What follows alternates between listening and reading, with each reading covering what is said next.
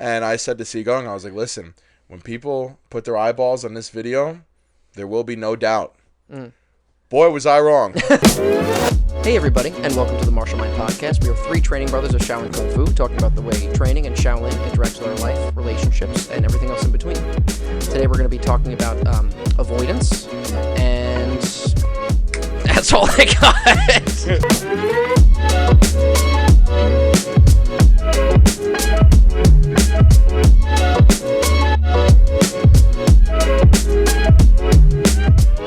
Avoiding death is in itself a form of death. This could mean many things, but I think the most universally relatable meaning is if you are not able to make the proper sacrifices for what you want out of fear, then the potential version of yourself and all the experiences that may come along with that version of yourself die in a way. Death, in this case, can be boiled down to either a single moment of risk or a lingering existential pain and discomfort. The unifying factor being that on the other side of these moments and times of discomfort is something you want or the person that you would like to become. And we are in a constant phase of death and rebirth, and if you are not willing to let these pieces of yourself die, then other pieces cannot be born.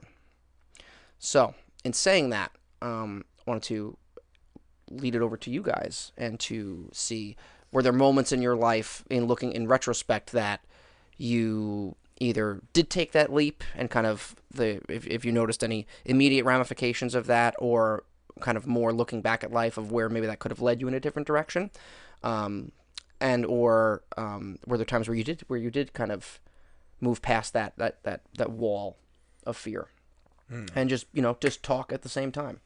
Right. Let's ready? Yeah. 1, 2, 3. Yeah. So that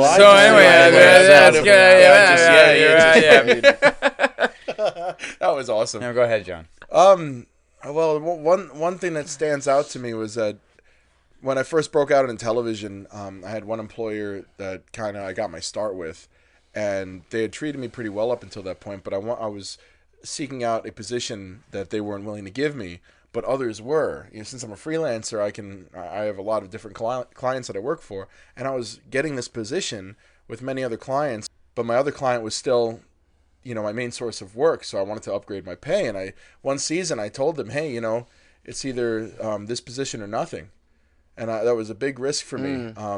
And I was really not sure what to do. It's like, I could keep the lower paying position just to have that secure base layer, and just so that I'm not out of work potentially. But I took that risk, and they gave me 2 days. They gave me like Christmas Eve and Thanksgiving, and those are the only 2 days in the whole season that they gave to me. I went from like 75 games a year to 2, and so I told them, hey, you can keep those, and I'm just gonna go figure this out. And sure enough, another opportunity landed right in my lap almost immediately. And had I not taken that risk and made the decision to step up and say, hey, listen, like, I deserve this because I've obviously proven myself in this arena, then I wouldn't be here. And that was like 7 years ago. And I wouldn't be in this position that I am without having taken that risk and overcome my fears and went out there on a limb and got denied by them. They said they rejected me.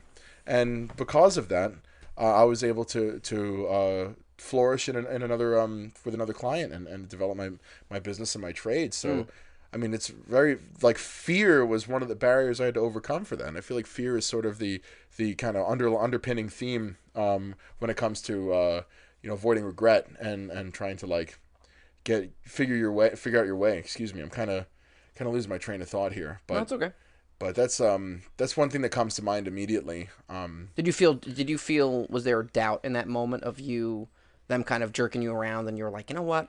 Like, fuck this. Like, I'm going to, like, was there, because again, I feel like there's always that leap from security or even perceived security, whether that be financial or even just something you're emotionally used to. Well, there's a term that people were throwing around called pigeonholed. Like, they said that I was pigeonholed, which kind of gave the box I was living in a name. It kind of made me aware of my prison, so to say. And once I kind of saw the cage in front of me, the fear of insecurity, the fear of risk kind of disappeared because I realized I was being held back. So there was an opportunity for me to say, hey, this is fine for now. But I wound up, seeing the bars of the cage and saying, like, listen, like, I'd rather get out of here and see what's out there. So it was sort of, I was at the end of my rope, and I think I just didn't have any more emotional tolerance to fall back to that security. I was kind of over it, you know, and I think that was really just being over it was the motivator for me. You know, it's funny. There is a lot, I think, that a lot of movement and momentum that can come from you just truly being like over something. You know, I think there is. I think there are. That's one of the kind of the vehicles that can be used. But what's funny with that, it's usually being over it is something where it travels a different track of like where like the normal track is like, okay, let me plan. I'll have a date to do this, and then I will do it. Where it's like being over it, you're just like, I'm fucking done, and then you're just like, and then you just immediately start making kind of like moves. that whole idea of like find another job before you leave the current one, kind of thing. Yeah. In a Definitely. way, I kind of did lay those bricks down. Like in a way, I already had a relationship with a client that had picked me up to replace the old client. So it's not like I was really leaping into the abyss in that moment. So yeah, like you said, finding the job before you quit the new one. I sort of did that. You know, there wasn't anything firm, but I was like, there was a new relationship that I had been fostering at that point, and was able to say, hey, my availability's open. What do you got? And they gave me 40 hours a week, and it worked out pretty well. And Very cool. yeah. So Now, is there a time you can remember where you didn't do that? Where you kind of, and again, it doesn't have to be, because I think it's kind of also maybe not the best way to put it in the sense of, you know, what ramifications came of that, because all the things negative and positive and negative that you did have led you to where you are now, sitting on this couch. But any times, even in the moment where you kind of fell from that wall and didn't kind of climb over it. And it doesn't have to be a big thing. It could even be like, well, I dropped out of college. You know, so for me, that was just an obstacle I wasn't willing to overcome. I didn't see any value to it. I studied music when I first started and switched majors to general studies, and I was kind of floundering. And if I worked hard enough and really hit the pavement, I think I could have graduated and all that stuff, but I didn't see it there. You know, I quit. You know, who knows where I would be if I had applied myself in that way. You know, I probably wouldn't be doing the same thing. I probably wouldn't be here with you guys, you know. But I've learned that a lot of the ways that my path could have diverged, like I don't feel any longing for them. You know, I truly do feel like I've absolutely nailed it so far. Which is it's a very weird thing to think about, but like, oh, what if I did this instead? Never really enters my mind. I don't really think about that, but I think apparently my phone. Well, I gotta hurl my phone into the river. Google Voice doesn't understand what you were asking for, or whatever it is. Yeah, Cortana or Bixby wants to be our fourth host. Bixby, that's it. Yeah. So that frame of thinking for me of just like, how would my life have been had I chose differently? Oh, that's what I mean. I'm saying not to. That's what I was saying. Not, I don't mean it in that way of like, how would it be differently? I just mean even in a particular moment where you felt fear and didn't do the thing that you were afraid of doing. I think is more of what I mean. Because again, both perceived positive and negative things you've done have led you to exactly where you want to be anyway. So I just mean more in that moment, you not choosing to or kind of succumbing to that fear or anxiety. Yeah, I'm trying to think of an individual instance, and most of the time, like, I just like, oh, there's an opportunity. Most of the time, I just take it. Like, there was some goofy shit my friends and John's I just did. fucking nailing it. I mean, like, John's nailing it. There was a really like. He's like, to be honest. This reminds me. I mean, I can't think of it. It doesn't mean it didn't happen. No, I know. But like, just as an example, like my buddies and I went Memorial Day weekend. Dishwater? Ryan's drinking dishwater. Everybody. I found this in a puddle. It's got electrolytes. It's what plants crave. Yeah. Has electrolytes and whatever a guy was draining out of his pool next door. So, Man. Anyway, it's okay. He always wears a shirt when he's in the pool. It's clean. it's fine. It's fine. But just I was gonna say as an example of like just times where I could have said no thanks, but took it anyway. There's one Memorial Day weekend. My buddies and I were grilling, and like I see my friend Nick up on my friend Mike's roof, and he jumps off the roof into the pool. Like, Johnny, come up here, try it out. And you know what? My ass went up there with my spatula and apron because I was grilling. I'm the grill master, and I jumped off that motherfucking roof. And like this, like. That's just kind of how I am. Like, if an opportunity pops up. Warning. Do not try that at home. Yeah, don't jump off roofs into pools. It's a bad do idea. But for me personally, like I said, I can't come up with something. Maybe I will. Like, I'm not saying I'm... Well, that's fucking a breath of fresh air. That's great to hear. That really, really is. Thanks. Let me bring it down a peg. Just kidding. I'm a piece of shit. Yeah. Well, I mean, like I always think about like that Anthony Hopkins quote where he's like, "I have no time for regrets." But it's I also feel like it's nice when you hear from like old sages. Like that's the purpose of things. As I get older, I'm realizing like you get older and you get older and you get older, and then it's like we put so much value and so much respect to our elders because who do the young people learn from? But the people who have been through it.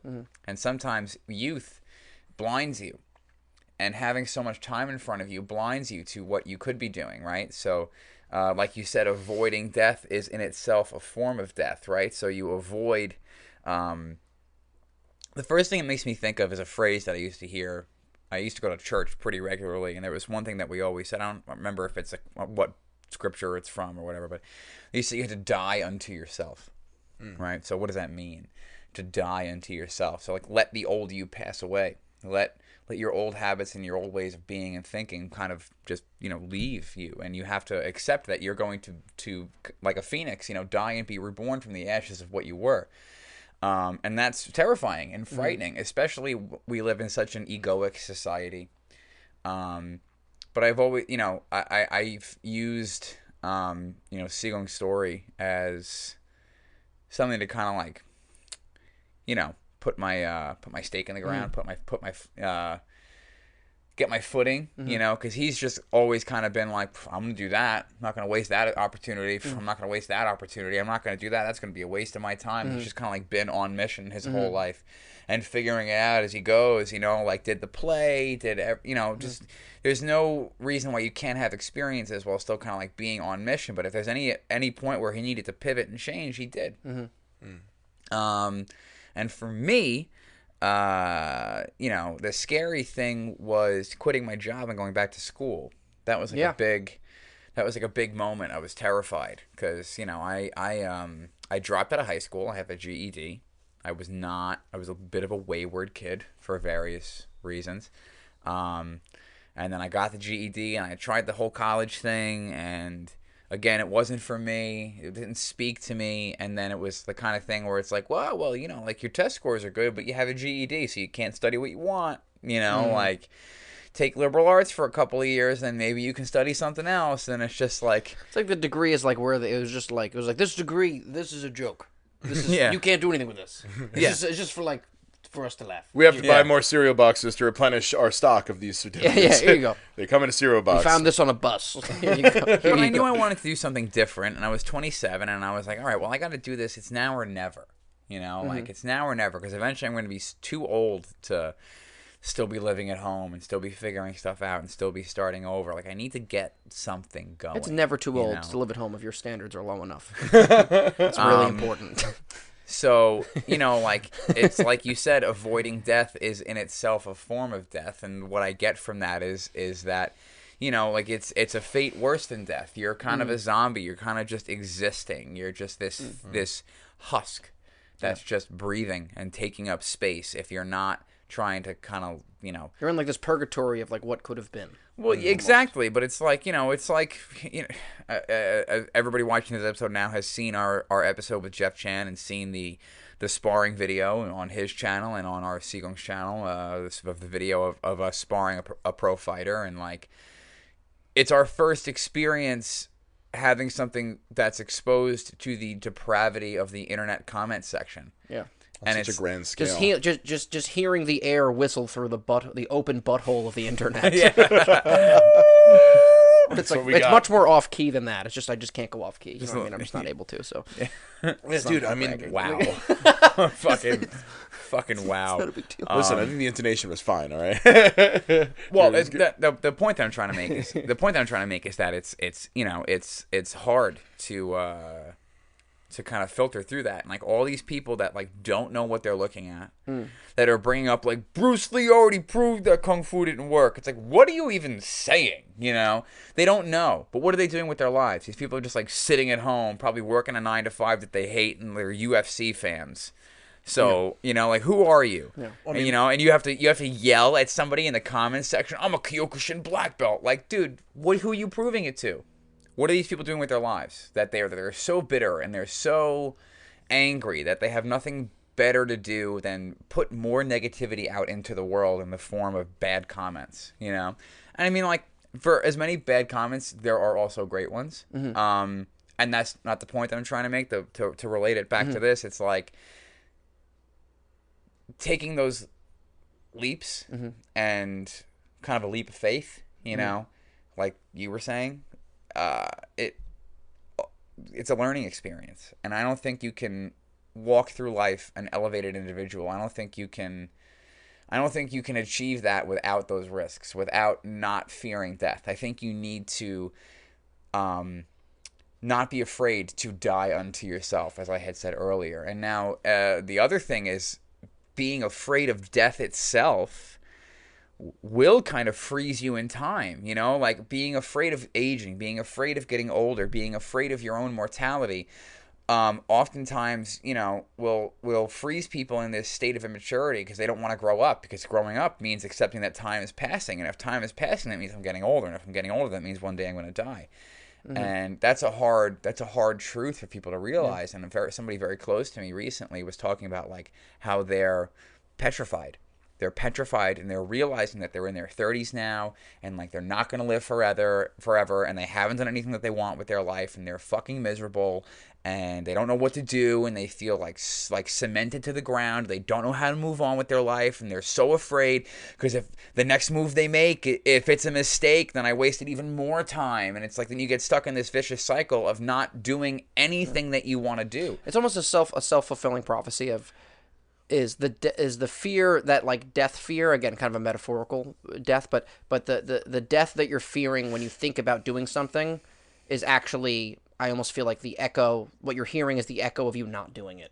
Is almost what it is. You know what I mean? It's like, oh, what if I don't? It's like you're fearing is like the life that you're having right now and is giving you that feeling is that's what you're fearing will continue. So it's like when you think about doing it, you're not realizing that it's like, oh, what if that doesn't? What if it doesn't work? Well, then if it doesn't work, then you're right where you are. So you know where you don't want to be. Right. You know, and that's what you're fearing more than you taking the risk almost. Right. And so while we're still on risk, I want to point it back at you, Ryan. Was there any kind of opportunity that you feel like you may have not taken the risk to go and get? Anything that sort of a missed open door?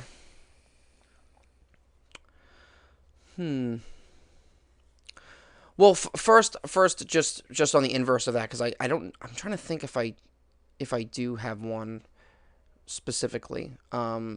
If you want to come back to it, we can. No, yeah, well, because even on the inverse of that, I think where I did take a risk that I think paid off, and I'm still mulling through it, but I definitely think that it did was, I was in a business partnership with someone for 6 or 7 years, and in the last year or two where we were actually with a third business partner, and it was like barely at the school, super stressed, diet and sleep were like all over the place. It was like really like emotionally and stress wise and physically unhealthy. And at that point I just became our third business partner left, and I just became kind of disillusioned with it. And for like a year, I was kind of one foot in, one foot out, and grappling with this idea of like, well, can I really leave? I mean, to think about me, I've never had these thoughts before of me leaving and going out on my own, because creatively he was my, best friend at the time, and we're still decently close now, but and also creatively we were just like, it almost felt like a creative, like soulmate type deal where we were just like, we make such great work together.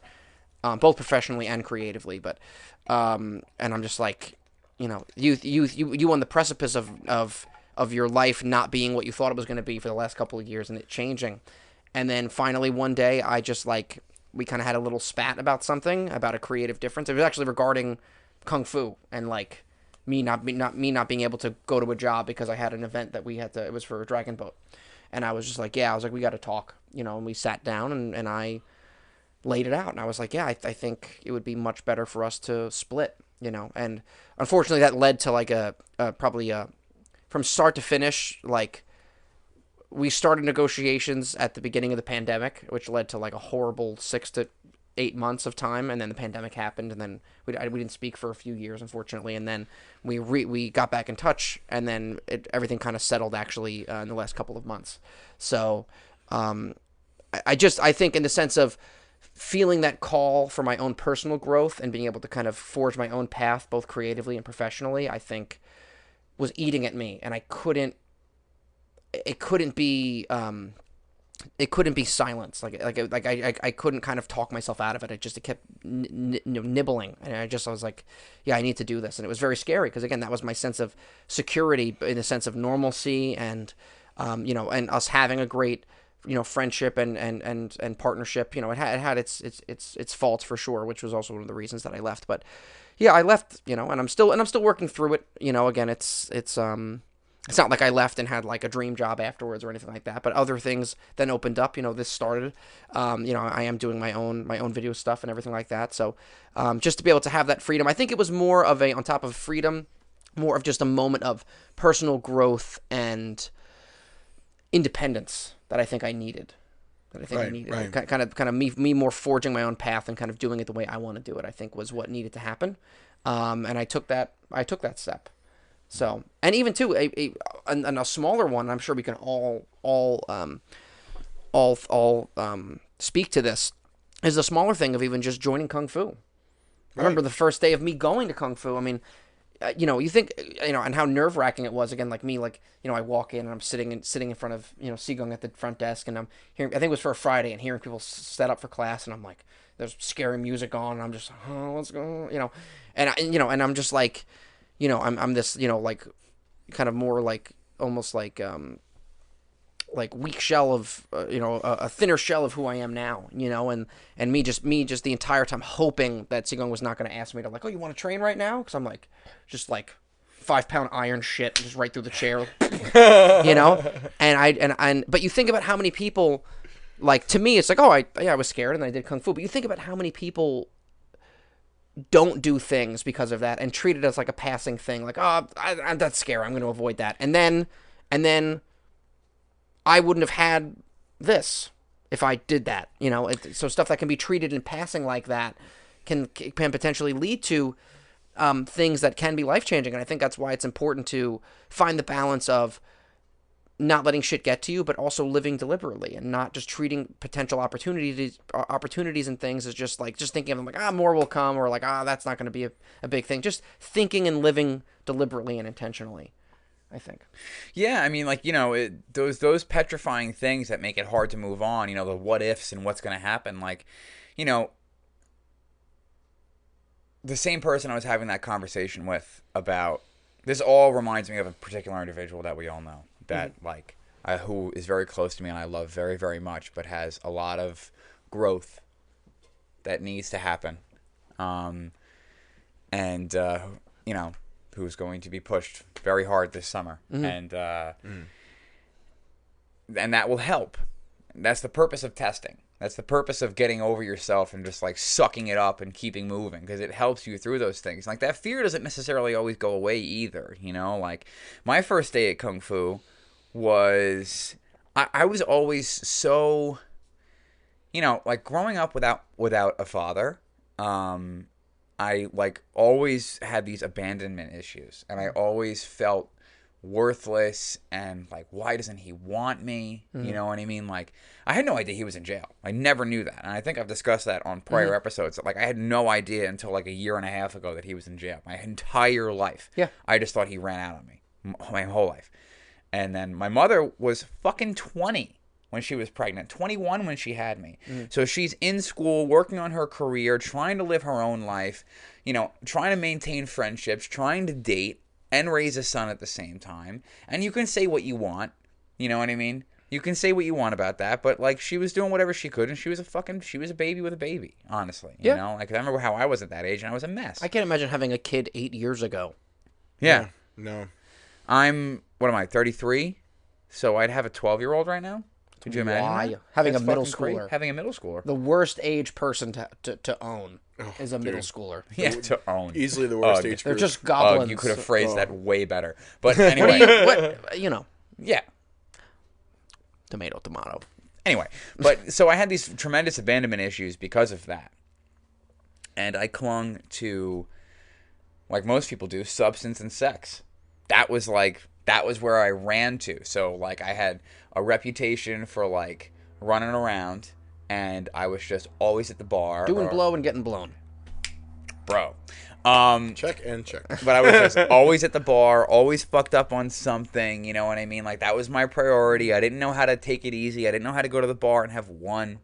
I'd have to go to the bar and have 6, you know? Like, anytime we played a show, there's, like, lots of shows I played with my old band. Like, I don't remember, you know what I mean? Lots of nights that I had that I'm like, how did I get home that night? And it was just not a good way to be. Not a good way to be. And I was very, very concerned because of these abandonment issues and because of all what I was doing to avoid turning the lens inward. I was very concerned with what people thought, and which is also, I think, still present psychologically somewhere, which is why it was a little bit difficult to deal with the comments that we'll get to in a little bit. Because of these abandonment issues, I had these issues with what people thought about me. And I was very, very, very concerned with what other people thought. And I made a lot of life choices, and I ruined a lot of relationships, romantic and otherwise, that could have potentially been great because a buddy was like, fuck her. Yeah. Or like some girl I knew who didn't want me but was jealous still because they wanted me around. You know what I mean? Like the Chris Rock dick in a glass case. You know what I'm talking about? Yeah. A male friend. That's all a male friend is to woman. It's a dick in a glass case. Break glass in case of emergency. You know what I mean? They were carrying me around like a fucking first aid kit. Yeah. You know, just in case they needed me, like a Band-Aid. But didn't want me to be with anybody else, but didn't want to be with me. You know, like I held on to that relationship too for years, and like it really fucked me up. And I mean, that just sounds terrible, dude. So the only reason I took my first class was because a friend of mine, I said to them, I was like, listen, I called up, I've always wanted to do martial arts, like I'm a big Bruce Lee fan, and there's this kung fu school, and this guy Greg offered me a free lesson on a Wednesday. Do I go? And she was like, a free kung fu lesson? That sounds hilarious. You should definitely go do that. And, like, I was a snot-nosed, cocky little prick. You know, like, my sense of humor and, like, who I am is now more refined. But, like, I was the dude, I'd be cracking jokes in the movie theater. I'd be, you know what I mean? Like, I would fuck up people's days just to get a laugh. You know what I mean? I was doing I won't get too into it, but I was doing a bunch of stupid shit. I was a little asshole. I was a little asshole. And I was a shit stirrer. Mm. And I would not afraid to like laugh in people's faces because I would scrap. I was not a good fighter, but like I'll scrap, you know? And like I remember we would do that thing where like clasp your hands in front, right, 3 times to the left, and we stretch. And everybody's like, what? And taking it super seriously. Yeah. I was cracking up in the back of the room. I thought it was hilarious, right? So the first few minutes, and I think it was also like nerves of like not knowing where the fuck I was. Yeah. And I had actually just dealt with my psoriasis for the first time. So not a lot of people know this, but that was like I didn't always have psoriasis covering me. It was, I always had like little dry patches and like little bits of eczema or psoriasis, whatever it was. But I wasn't fully diagnosed until I took Chantix to quit smoking. Chantix? I took Chantix, which is now discontinued. They got rid of it. But at the time, I took Chantix to quit smoking. And then a couple weeks later, my body exploded in rash. And when I went to the doctors, they told me I was crazy. They told me, oh, just matter of fact, it just happenstance. And my distrust for the pharmaceutical industry and Western medicine started that day. Yeah. They're like, you're crazy. Oh, they treated me for scabies. They treated me for they tested me for everything under the sun. And I had to go to 4 different dermatologists before they were like, you have a rare form of psoriasis. It's an autoimmune condition, and it's going to affect your joints and the rest of you forever. So, like, that's why some days I'm like, man, my wrists hurt. My finger, like this knuckle today is all fucked up. I have psoriatic arthritis. I have an autoimmune disease. Like, whatever. But I deal with it, you know? I deal with it. But I'm getting off the rails here. But, like, that was the same era. So, like, I'm all self-conscious because I have, like, you know, all these rashes coming up my legs that are and it was worse then too. Yeah. And like it was fucking everywhere. So I was all self-conscious about it. So I mean, like, I didn't own workout pants. I didn't go to the gym. I didn't exercise. I didn't do anything like that. I actually borrowed my stepdad's pajama pants. Wow. to go and have like some kind of like sweatpants to work out in. So I like borrowed my stepdad's pajama pants to go take my first class in. And then we're going through it, and I'm like, this is fucking hilarious. And we're going through it. And then Lao Cherche, the Predator himself, he was an orange sash, and he takes us outside, and like there's nobody from this group. There was like 6 new people. And he takes us all outside, and he starts going over blocks with us. And he starts going over technique and just the way his energy is and how he was and who he was. And how his passion for what we were doing infected me in that moment. And I remember he was doing a fan block, and he was telling me to tuck the thumb in a certain way. And he's like, the purpose for this has not yet been revealed to me in my training. And that was the coolest sentence anybody had ever said to me. And that is like verbatim what he said to me. And he doesn't remember saying this. And I tell him all the time. Because you know how sometimes he'll get. Yeah. And I'm like, dude, you're the best. Like, you're the fucking best. Yeah. I'm like, I'm here because of you. Yeah. You know, we're both black sashes now. And I'm like, I'm here because of you. And he's like, what do you mean? And I tell him that story again all the time. Yep. And I'm like, that's the fucking coolest thing anybody's ever said to me. Hell yeah, dude. And I took the risk because I didn't have the money. I was making tuition at the time, I think it was $140. This is over 10 years ago. So tuition at the time, I think was like $140 a month. And I was making like $180 a week. So you're talking like an entire paycheck was just Kung Fu. Yeah, dude. And I just like fucking was like, let's do it. Yeah. And I told Sigong, I was like, listen, you know, like I don't have a lot of money. I don't make a lot of money. I'm a mechanic, and I'm a new mechanic. And I was an apprentice at the time. I wasn't even a mechanic. I was an apprentice. And then, you know, I worked it out. How, you know, when I decided to go back to school and take that leap and take that jump, I figured it out. You got to figure it out. And you know, you got to also accept help from other people. You know, it's a community. Yeah, I think the idea of knowing yourself enough to know when you need help and to be able to have a network of people that you can trust to get help from, I think is like just like invaluable. Like I think that is massive. Yeah. And the point of all that is that like I had to accept death and die into myself. And then at the same time, you know, there's that Israel Adesanya famous moment where he's like, you can't beat me, I'm ready to die. Yeah. That is a synthesized, pinpointed moment of an energy that needs to be present throughout your entire life. Like, you need to accept that you're temporary, that your time here. Duncan Trussell describes it really, really well. He described it in an episode, in a Joe Rogan episode.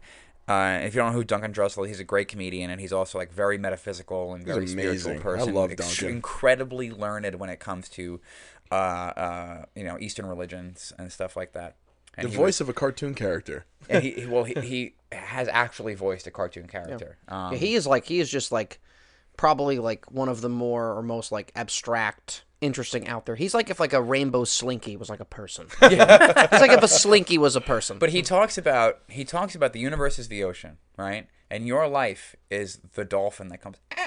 He goes right back in. Yeah. He's like, that's life. That's all you get. You get this big shining moment. Everyone goes to go, hey, look at you, and then you go right back into the ether, right back into it, and you become everything else. You know. Jenny's always like, what do you want me to do with your body when you die? And I'm like, I want to be a tree. And I'm like, no formaldehyde, none of that bullshit. I want to be part of the process. I want to go back into the earth. I want my body and my energy to go back into the planet. That's how it's meant to be. We're the only species that have removed ourselves from that process entirely. But like, I want my energy. I want the energy of this vessel to go back and feed this thing that then our grandkids can go look at and be like, that's Grandpa's tree. You know what I mean? Like, and I think like that's something really, really cool that doesn't happen anymore. It doesn't happen anymore. You know, this energy, this thing that we are supposed to meld back into it. Once you can accept that your life is temporary, now you're going to start taking risks. You're going to start taking chances that you might not normally have taken, and you're going to start pushing yourself and moving forward. Ask the girl out. Go to coffee. Write the letter. Write the email. Message the person. Yeah. You know, the whole thing with Jeff that was set up was because Ryan was on a whim, like, fuck it. If he doesn't answer me, he doesn't answer me. Yeah.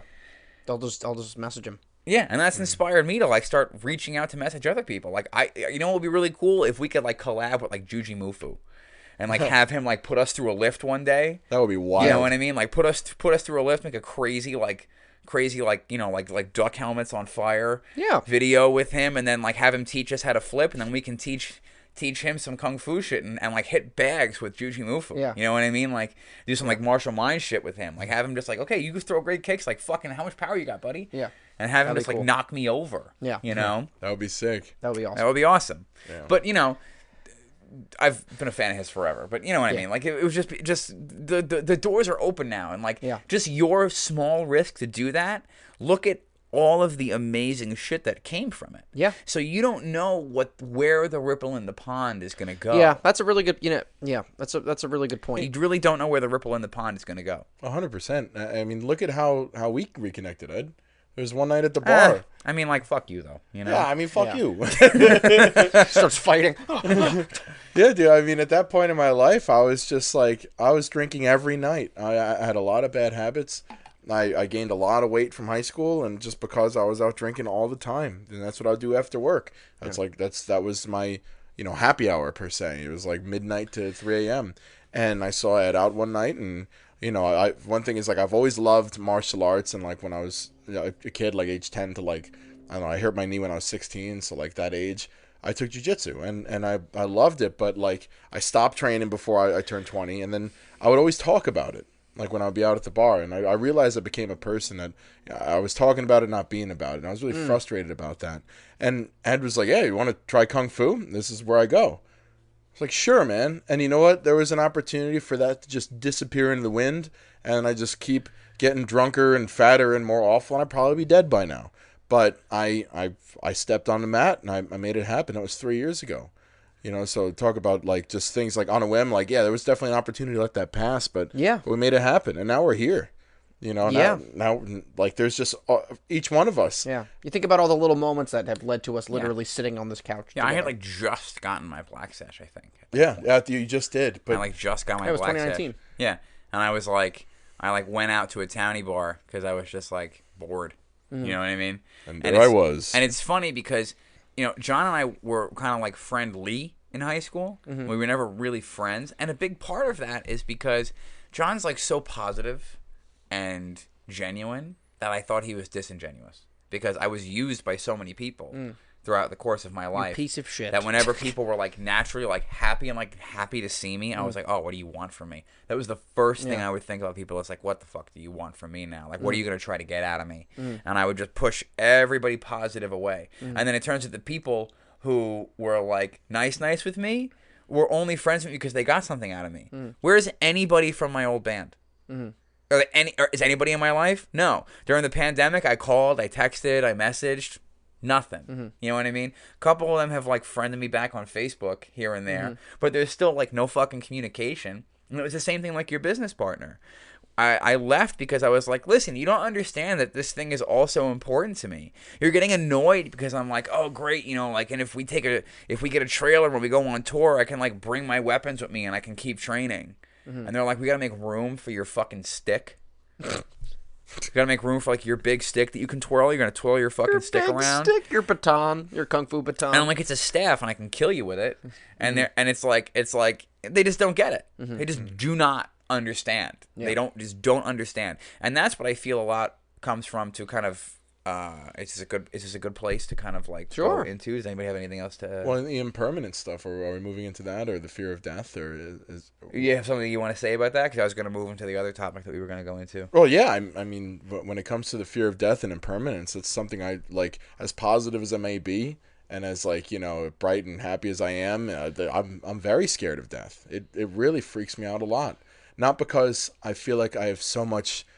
I mean that I could miss. Well, I mean, yeah, it is because there's so much I can miss out on. Because I feel like I've done so much already. Right. Like I have my wife. I want to. We're trying to start a family. I have you guys, and I've training and all. There's so much for me to learn, so much for me to do. And I mean, especially I feel driven to be a dad. So I don't want to leave this earth without making a kid. I really don't. And that's something that like, just because of the uncertainty of life and the fact that I really beat my body up in my 20s, like I'm scared. Like I'm scared of just like one day not waking up, or just like lights out in the middle of the day. Like I don't, it happens to people, but it's like Random aneurysm. You're behind the camera and Alec Baldwin's in front of you. yeah, exactly. No, but you know what I mean. It's just and it's irrational. It's really irrational to think that, but it's something that I need to work to escape. Like I really need to, consciously make an effort to get to, like, say these are invalid. Like nothing's gonna happen to me. I'm fine. Like I'm right here. Even when I lay down in bed at night, like, I'm scared to go to sleep some nights. Like it really freaks me out, and just 'cause I'm scared to not wake up. Yeah, I think you share a lot of fears with the individual that I was discussing earlier. And I think you guys, I mean, you know who I'm talking about, but like, I think you guys have a lot in common that you don't realize that you have in common, and you share those fears. And I will say to you the same thing that I say to him or her. I'm not being specific, but that I say to him or her, or they, that you can't walk around with the fear of dying and the fear of not existing or the fear of missing out, because you have to realize that all of what you've done already counts. And you let go of the things that were mistakes and you hold on to the things that were positive. It's like we've discussed, I think, on prior episodes, like forgiveness and self-forgiveness. We talked about in the last episode. We talked about forgiving yourself. And you can't judge yourself based on the mistakes that you made in the past, especially as you're growing through them and learning about them. If you're self-aware and feel bad about stuff that you've done, what does that mean?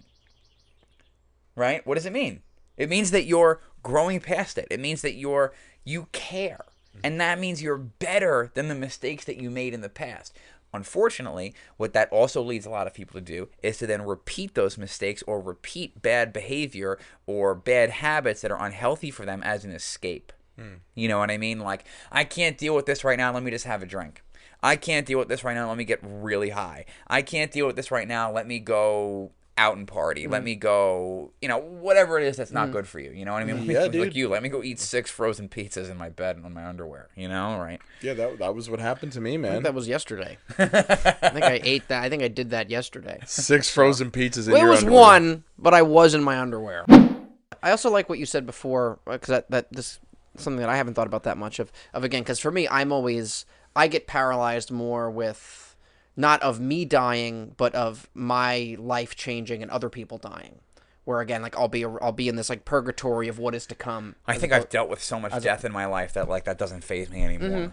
As opposed to what is. So like I'll be there with my parents or with like and I think you've shared similar sentiments, John, of like you guys are gonna die and I'm not gonna live here anymore, and then Christmas is gonna be different and things are gonna change and things like that. And I dealt with that at 13. Yeah, and not realizing that like I have the thing that I'm worried about missing in the future now, but that's being sapped because I know it's because of the impermanence of it. So I think I deal more with the impermanence of my life or the things that I have more as opposed to me, which I think is worse because it can take away from, it changes my perception and my perspective and takes away, it's counterintuitive because it's me missing the things that I currently have, which doesn't really make sense. No, it makes perfect sense because it's like the doting mother who won't let their child grow up. It's the same thing. Right. It's they're so petrified of time moving and that their baby changing and leaving the nest because that's a death too. Your baby's not there anymore. Your child isn't there anymore. Like my mother, to this day.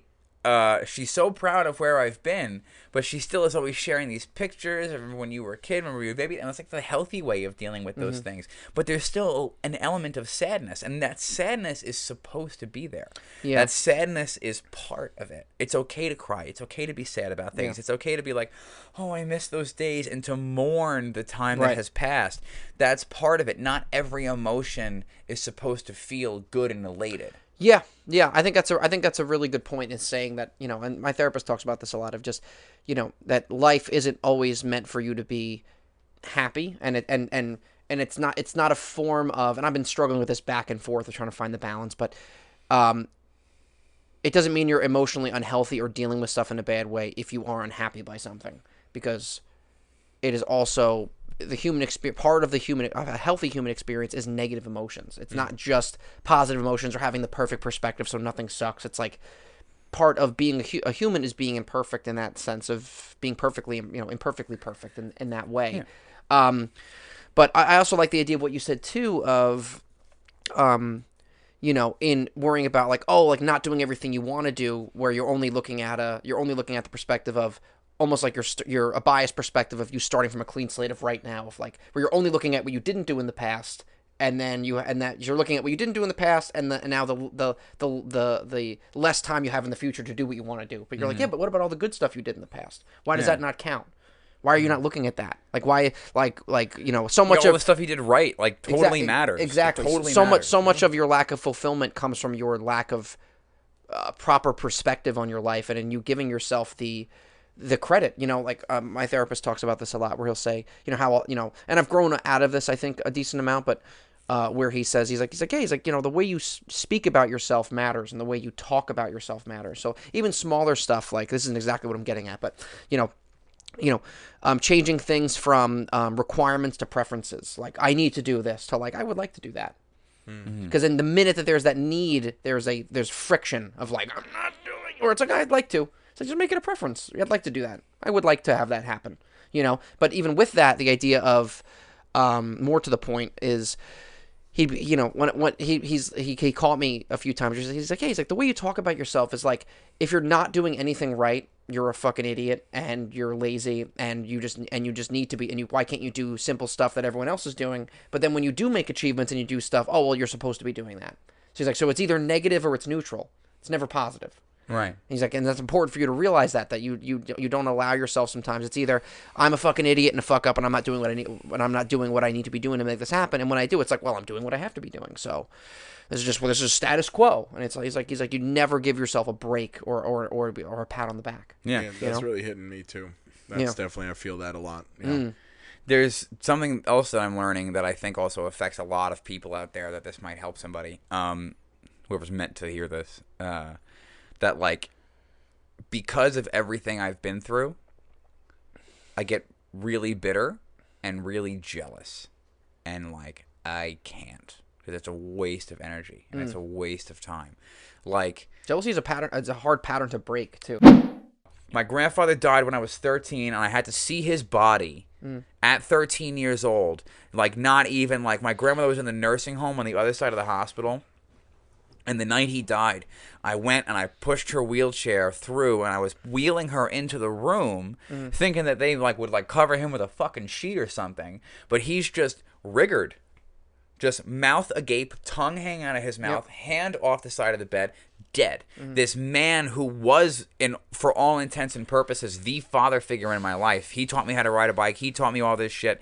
So I have that psychological trauma. I have all the other shit, not to fucking make the laundry list, but like all the other shit that we've discussed in prior episodes, stuff I haven't talked about yet, like all this fucking bad shit that keeps happening. And just leading me to like, I'm just going to sit in the house and eat cookies, you know what I mean? Like, it's really good right now, Chips Ahoy, like fucking, so like, and then, you too, siblings, family, you guys are all together, you have each other, and it's like, mine is kind of like hodgepodged and put together with fucking crazy glue and duct tape, and now we've kind of like made a family out of my stepdad's family and my family, and the people who were still there and who aren't there. And everybody's dead. Everybody's dead. And also all your cousins, closest friends too. They're dead too. No. You didn't know. No, but also that becoming kind of a family for you as well, right? But it's good. But it's such a waste of energy, because then you get jealous. You get jealous of those things, and the next thing you know, it's like the rebellious staying up late at night because you're angry, and then it's just, I'm gonna play video games, and I'm gonna eat this, or I'm gonna smoke a bunch of weed, or fucking. Then you go to wake up for the gym in the morning, and you're like, what's the fucking point? Yeah, and you put in all that work, thinking those pervasive thoughts and going down those patterns of thinking, and then when you stop, you're right where you were. Right. You're right where you were. So you're it's that loop of, because it's almost like this, subconscious, I'm going to think these things, and then like you almost think something's going to happen. Like you're going to like your life's going to be different. And then it's like you're just back to what made you angry in the first place, and it's just you just that hamster wheel. Yeah, no, exactly. It doesn't help you improve at all too, because then your brain takes up a quarter of your calories every day. So can you imagine you're just like wasting all that mental energy and mental real estate on some bullshit that's just not helping you at all. And then when you go to put the work in, imagine coming up to hit the bag and being like, oh, well, I guess I'll hit the bag today, even though I'm a big bitch and everybody's better than me. Are you going to really push yourself? Yeah. And also just to, and again, and it's not more of a tit for tat thing, but it's more of just knowing that it's all relative. That's the thing too, is everything is all relative. Like again, with even like with relatives and stuff. Speaking of trauma, like for me, so when Poppy passed away, my grandpa, it wasn't like I got there and he was dead. It was like I watched him slowly die while everyone was there. So so you know what I mean? So it was like I got to hospice, and it was like he was like unconscious by that point, but was still, they had him on like a breathing apparatus. And I didn't realize what was happening, but then, the doctor was like, my whole family was there basically, other than my cousins. And it was just them slowly bringing down the notches of his air intake until he just passed away in front of us. So us just for like 30 to 45 minutes just waiting for that to happen, and just literally watch him actually pass away. Like literally, and for like take a breath and then just not breathe anymore, and then just and then we got sad McDonald's after that. That's been a nice family thing after Mickey died too. We're just like, we're hungry, let's go get food. We just got like the saddest fast food meal afterwards. Oh man. But yeah, so that's what I mean is it's like it's such an exhausting process, but it feels so justified in comparison and things like that. Because again, just as how you compare yourself to me, I compare myself to other people. So that's what I mean. It's like it's so relative to the point where it's almost irrelevant. Is what I mean. You know what I mean? So it's like right, and there's the thing that you forget is that like it's like, okay, so like I'm on this Facebook group called David Goggins Souls, right? Because you know how David Goggins is always like, gotta take their soul away. You know what I mean? And it's the profile picture is just his nostrils. Yeah, take their soul. That's what the whole thing. The whole thing is like fans of his book who are like trying to improve themselves. And like there's some people on there that are like fucking shredded, and there's other people on there that are like 400 something pounds trying to make it to 420 pounds. You know what I mean? Like, and somebody posted a picture of like them from the back, like flexing. I guess they're like going for bodybuilding, like that's their thing. And they're like, I don't see any difference between these two pictures. My personal trainer says that he does. What do you guys think? And it was like vastly different. Right. Yeah. Vastly different. Dude, perception is nuts. If he's going for small waist, big bot, like everything else, like he's got it. Like his waist is much trimmer. And he's just shaped like a water tower. Like it's shaped like a V. That's what they want. That's what they want. He's flexing his lats, and his lats are just like cutting into his waist, and like it was noticeably like 2-inch difference. Right. Noticeably different. But the problem that I find is that every time you look in the mirror, you're unfortunately still you. So if what you're trying to be is somebody else, that's not going to happen. It's not going to happen. I've always wished that I was taller and not a redhead. And fucking all the things that like I got made fun of for my whole life. But like I'll always be me. And no matter how much weight I lose, no matter how shredded I get, no matter how good my technique is, I'll still be me. Short and kind of ugly. Yeah. So even if I want even if I want the Bill Superfoot Wallace big long kicks, I don't have super long legs. So my kicks might not look like that, even if they're of exemplary technique for my body type, you know? Right. So I might not ever look a certain way. I'll never look like Sigong, you know? But then you forget, like at the same time I'm teaching beginners eagle kicks and butterfly kicks and fucking leapfrogs last night and push-up pops, and they're like, oh my God. Yeah. You know, and you forget like how far you've come. It's all relative. It's all, so that's what sorry. But the other point that I was going to say is that like you can't compare yourself to other people, because there's things that like I can do that you can't do. Right. Right. You know? You are noticeably stronger than me. There's to start. Like well, and like that's what my body is set up for, and your body is set up for other things. So you have to use those strengths to help you improve on your weaknesses. Yeah. You know? Like, I know you might be able to outstrike me, but I know that, like, if I ever get in close to you, I can just pick you up. Nah, you can't. Nope. You're strong, like you're built for strength, and I'm built for like getting blown away by like light gusts of wind. Not anymore, dude. You're filling out. Ryan was a fucking skeleton when he first started training. Ryan was an absolute skeleton when he This Halloween town skeleton driving the bus. just like flying through the air. But you're noticeably denser. You Thank are. You've put on a lot of muscle over the past I appreciate couple of that. years. I've been. I noticed it when we were paddleboarding. Eating pizzas. We're paddleboarding and we're like Ryan's like back is like glistening in the sun. He's like, I'm like, damn. I told Jenny, I was like, look how fucking defined his back is getting. That was when you were doing personal training. Not personally training anyone other than myself. But yeah, no, you put on. I appreciate a lot, that, and same with you, dude. I I remember too when Danny came down to the school for, I think he was photographing something else. He was like, damn, it's like its fucking arms are like big. Like even the video, It's hammer time. the video you took of you doing bag work, it was just like. You look like you have like one of those like Party City like muscle things on. Seriously, Anchor arms from SpongeBob, the inflatable like.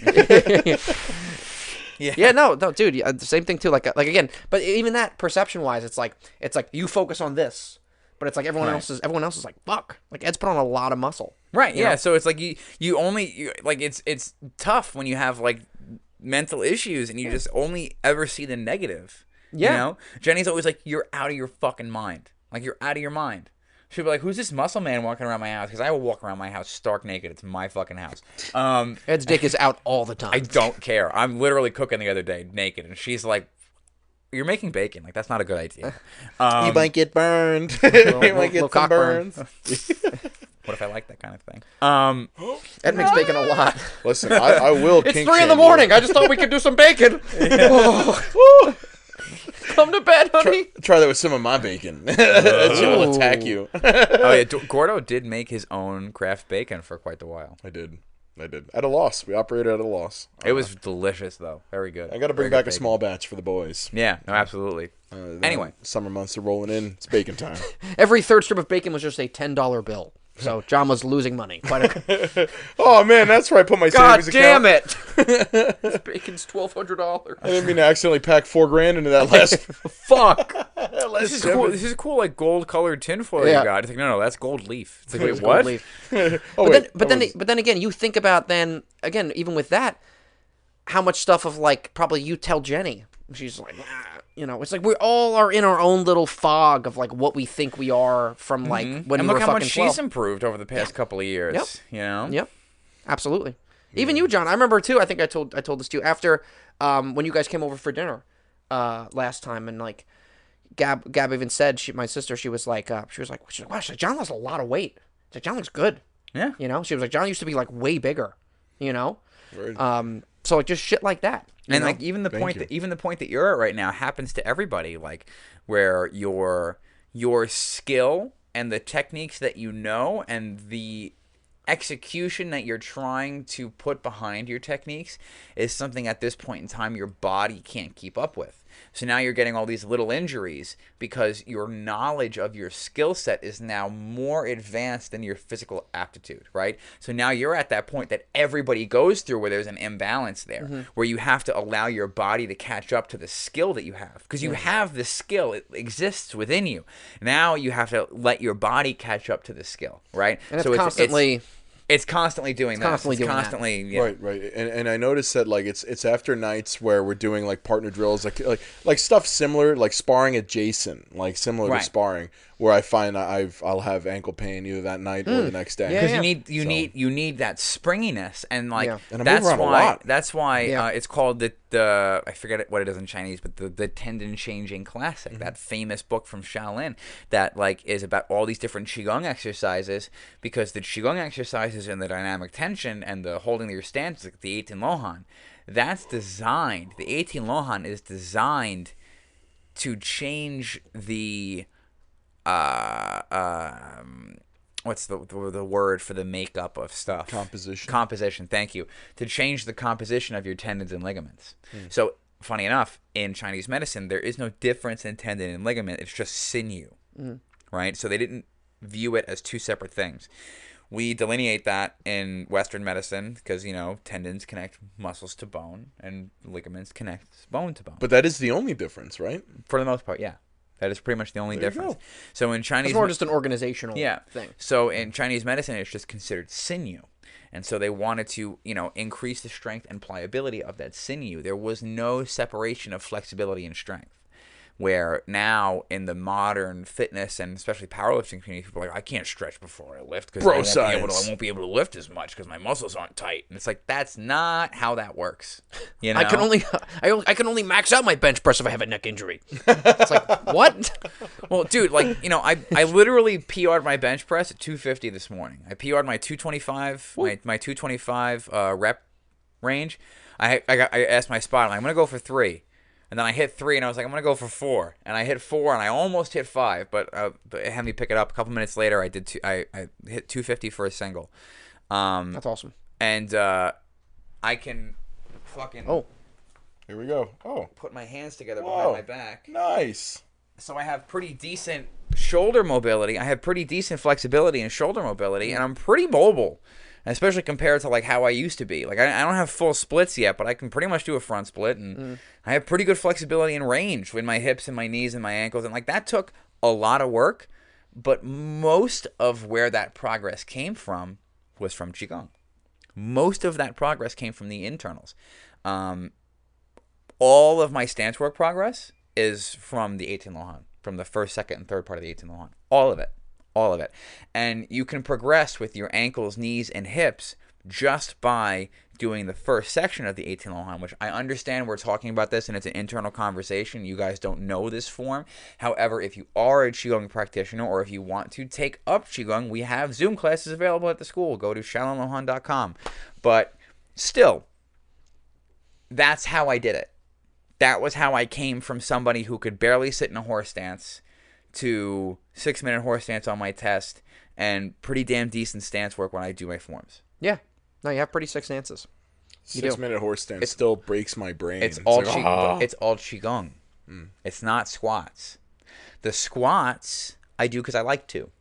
The squats help me increase my strength and help me increase my muscle mass. Yeah, so, of course, if you're strengthening any muscle group through any exercise that's involved in what you're trying to do, of course that's going to benefit. Of course, it's going to benefit it. That's 100%. how I can go have a 4-hour Black Sash class on Sunday and then teach 3 classes on Monday. That's how. It's the only reason. And I did all the workouts with the 7 o'clock class. Did all the workouts with the 7 o'clock class. So I worked out for another hour and worked all day. My job is physical. Like the lifting and all that. It's for a purpose. Sure. It's for a purpose. Sure. Well, I think what could be interesting now is giving a little bit of getting our thoughts and feelings on kind of the fallout and the reception from the video that we did with Jeff. So I'm sure, as all of you know, about 2 weeks ago at this point, from when we're recording this, we did we made a video with Jeff Chan from MMA Shredded, who is a pro MMA fighter and teaches, I think, a great guy, by the way. Just MMA. to say, like top really, notch. really awesome time with him. He worked with us really, really. Really well. Like he did the intros and he hit a little heavy every now and then. Everybody goes, does Jeff spar too hard? And it's like, have you ever fucking sparred? Because if you've never sparred and gotten hit hard before, then you've not sparred. Yeah, we'll get into the filth in one sec. Not what I mean. Not what I mean. I'm just saying, like, it was a great experience. Yeah, it was. It was a really great experience. And Peter too. Oh yeah. Shout out to Peter, his training partner that came down with him. Great fighter. Excellent technique, really fun time, really guys. Respectful. Yeah, it's the type of martial artists that we would want to train and spar and exchange with. It was an awesome day. We get to like an hour of like footwork drills and some Sanda stuff, and then we did like an hour of technical sparring, and we kind of already did a breakdown of. We talked about it more in depth with the podcast that we did with him with Sifu and Sigong.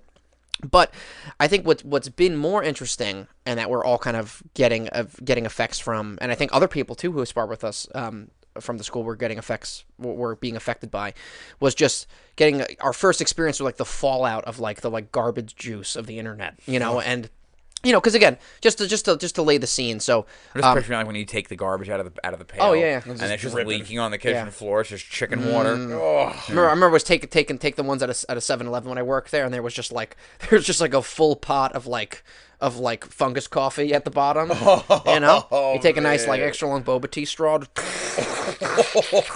You gotta make sure you suck up all the cigarette butts. That's the flavor. Yeah. That's really what you want. That's what gets you hooked. That's probably the grossest sentence I have ever heard. Well, you need the boba tea. Yeah, you need the boba tea straw for the volume. You got to include all those little bits of bones and chunks. Yeah. Because if you leave the liquid there long enough, it starts making food. That's really what you gotta. That's really what you gotta start making.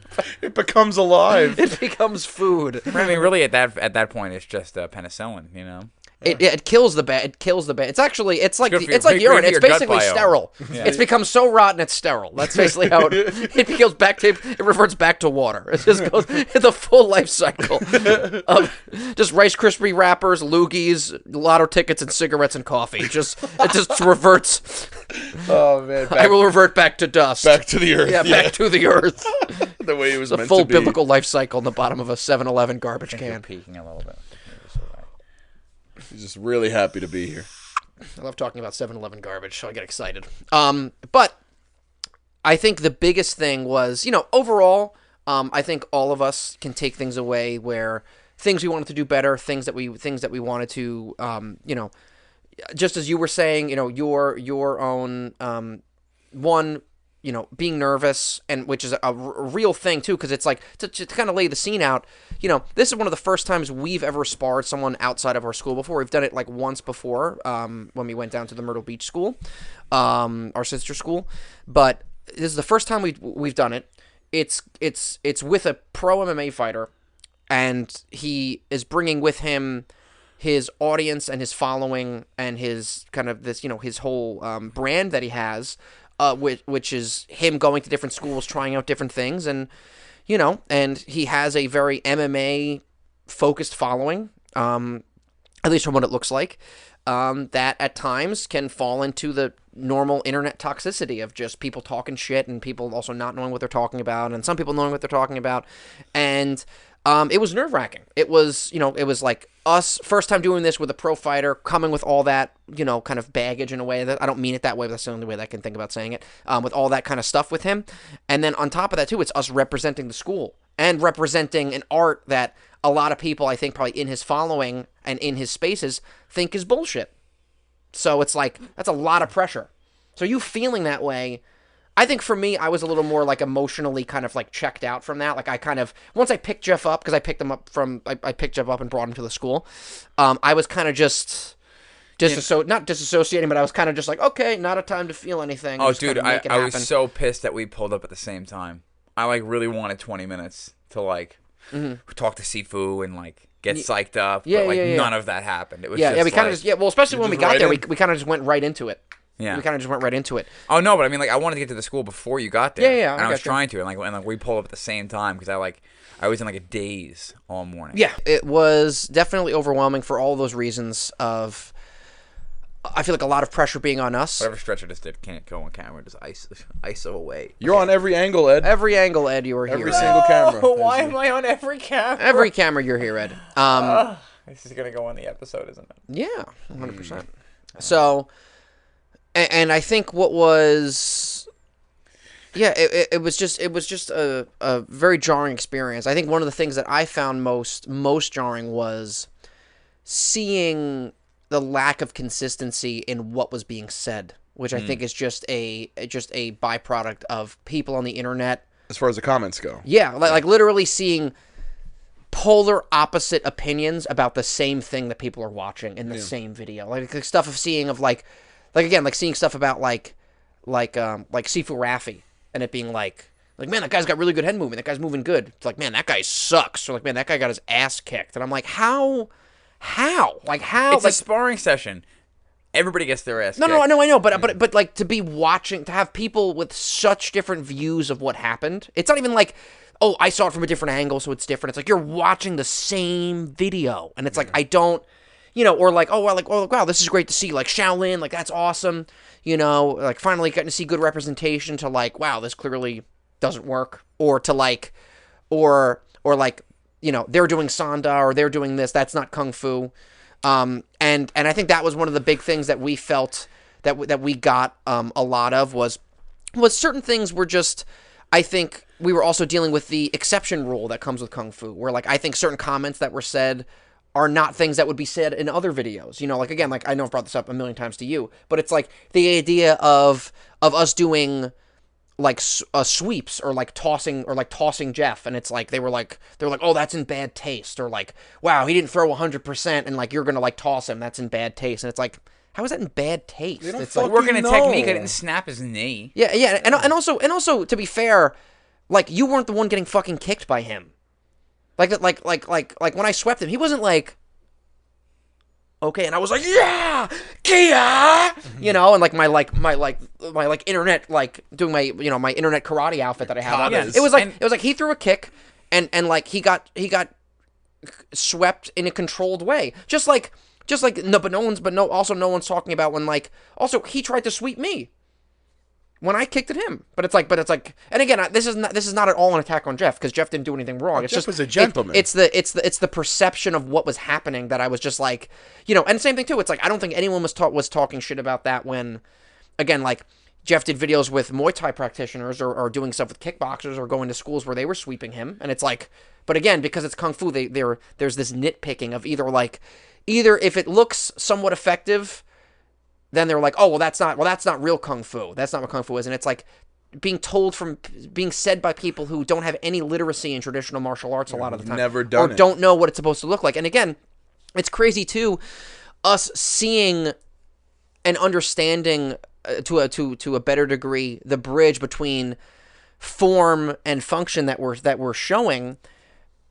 And people don't, needing to let go of that in the sense of knowing that people that are online making these comments don't have that backdrop of knowledge of like us being at the school with Seagong and him going over a form and then us doing Sanda drills or whatever and being like, hey, it's all the same. This is how it's different, and getting all that background education and literacy to know what to know how silly of a thing that is that they're saying.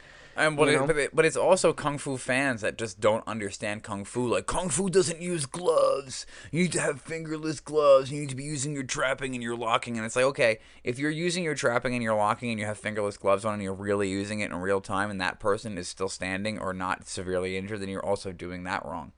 A lot of those techniques are not designed for like friendly sparring, technical sparring. It's different. And we're also students. Yeah. We're still learning. Yeah, none of us are pros. None of us are pros. This is our first foray into this. My competition career was supposed to start when the fucking pandemic hit, and now we're rebuilding from that. Yeah. And nobody understands. And I think the biggest takeaway that we need to get from this, not to harp on the comments, talk about every little piece of shit that people said, because it really isn't important. Yeah. I think the most important thing to take away from this whole experience is, you can't tell somebody's story from 10 seconds of footage of them.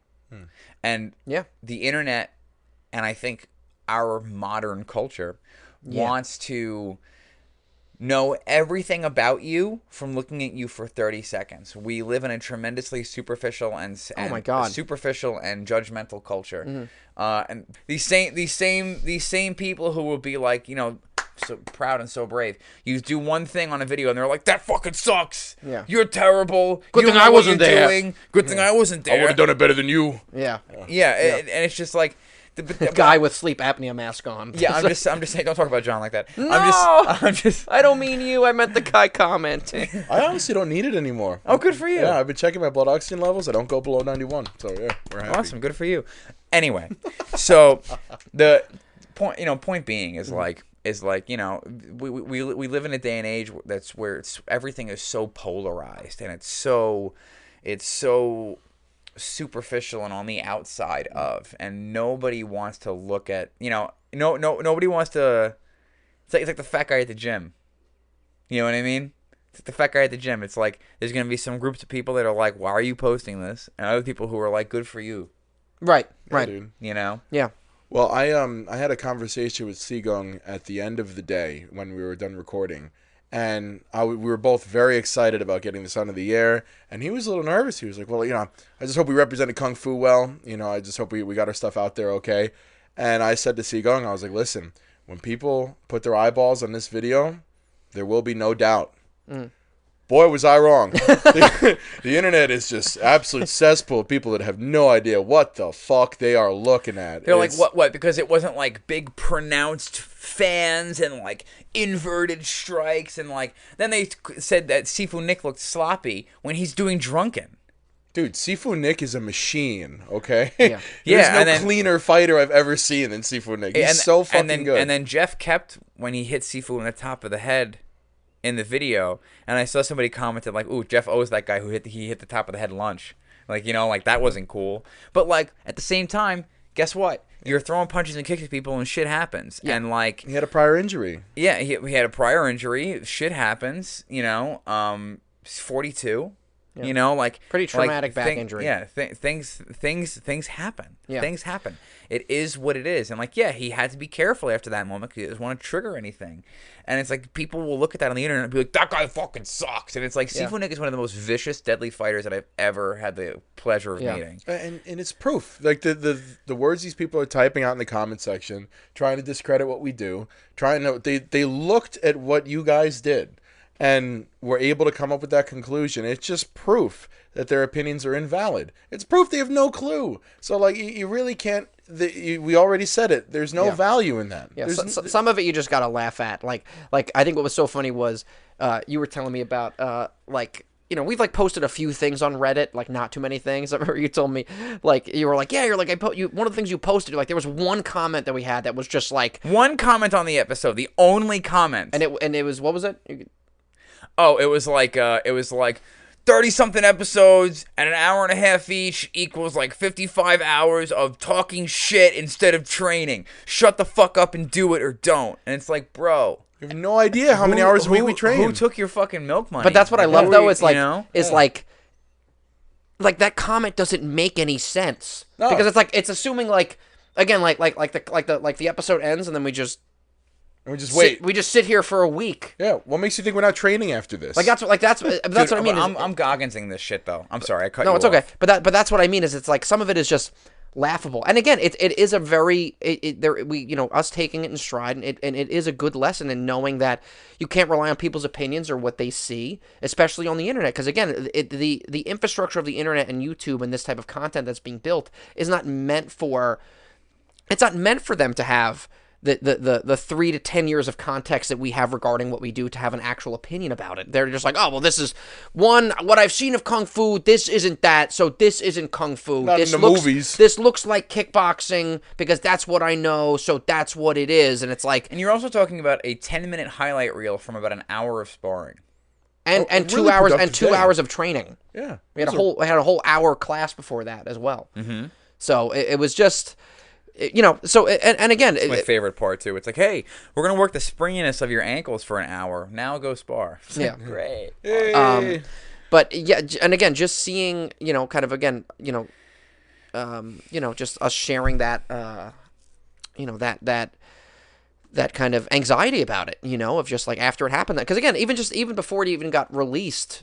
or even right after it got released, having those moments of like, holy shit, like this is on the internet, like, but it's just seeing people talk about you in such a, kind of like a inflammatory. Well, yeah, inflammatory and kind of just like, almost like how being on the receiving end of it of like how we talk about shit we see on the internet because we're all victims of it and we all contribute to it of just seeing stuff on the internet and it's more aware of the shit that I talk. Exactly, and it kind of being like that drive through like you suck.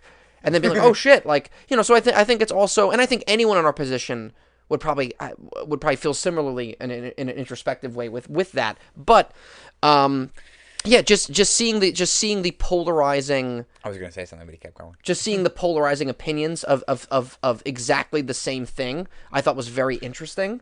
And again, it honestly, it just, I'm trying to find that balance of not letting it get to me, but also using the stupidity as fuel to be like, yeah, the next time that this happens, like I just, like, no one can say anything. This is the first of many things. This is the first of many things that we will do. And what's amazing is we have less than 100 followers on YouTube at this time, and we still made this happen. So can you imagine what we can do going forward. I also don't want the comment stuff to just feel like us complaining, which I don't know if it does or if it feels like that. I feel like we're just addressing stuff and kind of airing stuff, but I don't want it to feel like we're like, the internet's mean, you guys don't know what, you guys suck. I think the lesson that we're learning from this is that no matter what we do, people are going to have their own opinions of it. This is true. So no matter what we say, we could not talk about it at all, and then people will be like, they're avoiding talking about it. Or we could talk about it, and people will be like, look at these pussies complaining and making excuses for themselves. And both of those people are right and wrong. Yeah, dude, I mean, like, these are the same people, though, that could watch, like, professional fights and say any what a fucking moron. Yeah, exactly. And they'll see somebody, like, let's just one random name that pops in my head, like Jose Aldo. Be like, yeah, Aldo has no idea what he's doing. He's sloppy. He's garbage. And it's like, you have no idea. Like, all those people that you see in the UFC, you have no idea what their life is like and what they need to go through to get also, there. that guy could cut your tibia in half with his leg. Yeah. So, oh, yeah. Aldo specifically, 100%. Yeah. But, like, if these people have the balls to say that about pros, you know, they have no clue. So, of course, a few guys they've never seen before that represent something they don't know about, doing things that they don't recognize, are going to have a completely misguided and misjudged opinion, while at the same time just, like, maintaining full speed at the helm, like, yeah, this is just kung fu nonsense I seen on the TV. It's like, it's like everybody Jesus talks shit about Christ. McGregor when he first came out too. Like, look at his wide stance. Why is he all back like that? He's in a fucking karate stance. This guy's gonna get 8, and then next thing you know, he was the champ. Yeah, twice. Just knocking people out. 2 different weight classes. Yeah, but at the same time, you know, you talk about sloppiness. Like, every knockout, he's also eating a hit while he's getting. He's a counterpuncher. That's the nature of that. Yeah, but he's just like, and taking it while, you know. So it's like, there's a lot to work on. Like you said, I don't want this to devolve into we're fighting against the comments, because, like, whatever, go ahead, talk your shit. Yeah, I think it's just It's more not important. I think it's just more a moment of Reflection. of reflection, and be able to. This is our first experience of really getting. Again, the video got, I think, in 3 days has like 350,000 views in like a 3-day period. I mean, we've never been a part of something like that where it's like, I'll text you guys, and then 3 minutes later it has, or like 5 minutes later it has 1,000 more views. Right. It's like, that's wild. And you have to understand, like, you're getting upset at like a 13-year-old. You know what I mean? Yeah, but he was mean. He was mean to me, and I want to hurt him. God damn it! But this is why Rogan is like, stay out of the comments. Oh well, exactly. Stay out of the And then comments. again too, I was, you know, again using it more as fuel. You know, like again, like I was talking to, what is it? Like after I got out of work, I was, you know, I was texting my girlfriend. I was texting Bianca, and I was like, she was like, hey, she's like, do you want to hang out? You know, do you want to hang out after once you get out of work? And I'm just like, I went on like a little comment, A little deep dive. and I was just into like, filth. I was like, I need to go to the gym right now, and I just like, and Well, I immediately went. That's and just, that like, beat the David shit Goggins out of the heavy mentality. bag. That's what I'm talking about. That's exactly what he's saying. Like, they're go ahead, beat go up the ahead, bag. go ahead and talk your shit. Talk your shit. Keep talking it. Talk shit. Tell me how much of an asshole I look like on this video. Tell me my voice is annoying. You're just gonna keep hearing it. You know, like, is what it is. Yeah. You're absolutely right, boys. Is what it is. So, all right. Well, just all reflection. It's all using it as proper fuel for the future. Be able to motivate ourselves to move forward. We do appreciate and enjoy all feedback, negative, positive, and negative. This is just our first experience in delving into the shithole that is. The internet. but I will never look at that on video ever again. I will never not show the best face and the best of my ability in an effort to maintain, I guess, my wind, or to, you know, not be portrayed as like the mean guy pushing people around. You know, like I had better face to show than I showed that day, and that shit will never happen again. That will never happen again. I'm better than that. That's what pisses me off about that video, is I know I'm better than that. You know? Right.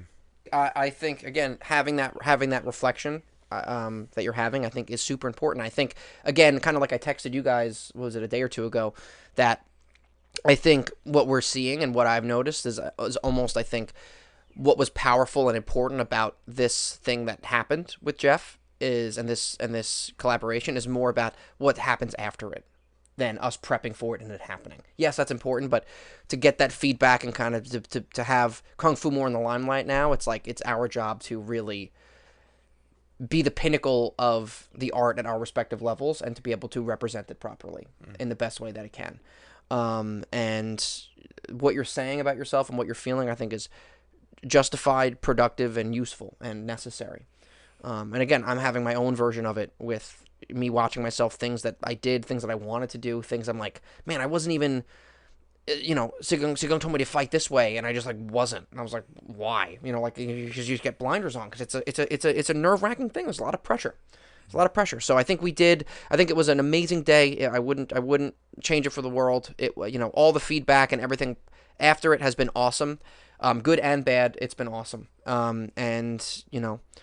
It's a step in the right direction. So thank God. It's been a great journey so far, and I can't wait to see especially what the next, 6 to 12 months is going to be like. So Hell yeah, boys. It has been an excellent journey so far. Glad to be on it with you both. Likewise. Nice. Likewise. And also with all you guys out there. Yep. So thank you to all of you. Thank you to all of our listeners. Thank you to all of our patrons, our Discord members. Thank you to all of our followers. And this has been the Martial Mind Podcast.